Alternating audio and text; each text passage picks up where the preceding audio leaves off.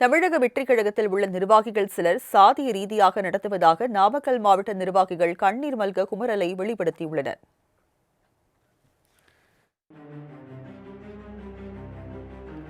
பிறப்பால் எல்லோரும் சமம் என்கின்ற வார்த்தை வெறும் பேனரில் மட்டுமே இருப்பதாகவும், நிஜத்தில் அவ்வாறு அல்ல, சாதி ரீதியான பார்வையும் தாழ்த்தப்பட்டோரை அடிமை போல நடத்துவோர் இருப்பதாக வேதனை தெரிவிக்கின்றனர் தாவேகாவை சேர்ந்த நிர்வாகிகள். நம்ம எல்லாம் ஒன்னா வேலை செய்வோம்னு சொன்னாங்க. அது வாய் வார்த்தையால் மட்டும் தான் சொன்னாங்களே தவிர இன்னைக்கு வரைக்கும் எந்த ரெஸ்பான்ஸும் கிடையாது. கூப்பிடுறாங்க 10ஓட 11 நாங்க போய் நின்னா எங்ககிட்ட யாரும் பேசுறது கிடையாது, அவாய்ட் பண்றாங்க. எனக்கு என்னன்னா எங்க ஜாதிக்கு முன்ன எல்லாமே எல்லா இடத்துலயும் எங்களுக்கு மரியாதை கொடுத்தாங்க. இப்ப எங்க ஜாதி ரீதியா எங்களை ஒதுக்குறாங்களா? ஏன் எங்களை அவாய்ட் பண்றாங்க? நாங்க தளபதிக்காக தான் இன்னைக்கு வரைக்கும் உழைக்கிறோம். நாமக்கல் மாவட்டம் திருச்செங்கோடு மேற்கு நகர செயலாளராக இப்ராஹிம் என்பவர் பொறுப்பு வகித்து வருகிறார். இவர் சக கட்சி நிர்வாகிகளை சாதி ரீதியாக நடத்துவதாக அடுத்தடுத்து புகார்கள் குவிந்து வருகிறது. தாவேக மாவட்ட இளைஞரணி துணை அமைப்பாளராக பொறுப்பு வகித்து வரும் ரதி பிரியா, பங்களா தெரு பகுதியைச் சேர்ந்த தேவி பிரியா, கிழக்கு மாவட்ட துணை செயலாளராக உள்ள சந்திரா தேவி, நகர செயற்குழு உறுப்பினரான விஜய் ஆகியோர் கூட்டாக சேர்ந்து செய்தியாளர்களை சந்தித்தனர். கோல போட்டி எல்லாமே நடத்தியிருந்தாங்க. அதுக்கு முழுக்க இன்சார்ஜ் நான் தாங்க.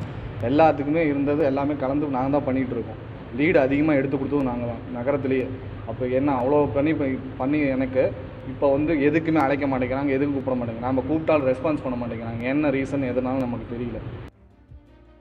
கட்சி வேலைகளில் ஈடுபடும் தங்களை இப்ராஹிம் கொஞ்சமும் மதிக்காமல் புறக்கணிப்பதாகவும், குறிப்பாக அருந்ததியர் இனத்தைச் சேர்ந்தவர் என்பதால் ஒரு மனிதராகவே பார்ப்பதில்லை என்றும் குமுறுகின்றனர்.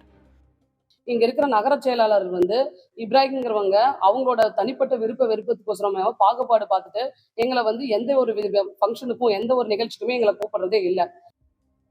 சிறு வயதில் இருந்தே விஜயின் தீவிர ரசிகராக இருந்து பின்னர் கட்சியில் சேர்ந்து பணியாற்றி வரும் தங்களை முக்கியமான நிகழ்வுகளில் சேர்த்துக் கொள்வதே இல்லை என்றும் குற்றம் சாட்டினர். இது பற்றி தாவேக கொள்கை பரப்பு செயலாளர் அருண்ராஜிடம் புகார் தெரிவித்தும் இதுவரை எந்தவித நடவடிக்கையும் எடுக்கப்படவில்லை என்று வேதனை தெரிவித்தார். தளபதிக்கு உழைக்கிறதுக்கு நாங்க 24 மணி நேரமும் நாங்க தயாரா தான் இருக்கிறோம். இப்படி இருக்கிற தளபதிக்கு உழைக்கிற எங்களை ஏன் புறக்கணிக்கிறாங்கன்னு எங்களுக்கு தெரியல. இதை நாங்க அருண்ராஜ் சார்கிட்டையும் நாங்க அதை தகவல் கொண்டு போனோம். இப்படி இப்ராஹிம் எங்களை தனியா பாகுபாடு பார்த்து எங்களை தவிர்க்கிறாங்க, எங்களுக்கு எந்த ஃபங்க்ஷனுமே கூப்பிட மாட்டேங்கிறாங்க. நாங்க அவர்கிட்ட சொல்லி கூட அவங்க சரி அவங்க கிட்ட நான் பேசணும்னு சொன்னாங்க. ஆனா இது வரைக்கும் பேசிட்டு எங்ககிட்ட சொல்லவும் இல்லை.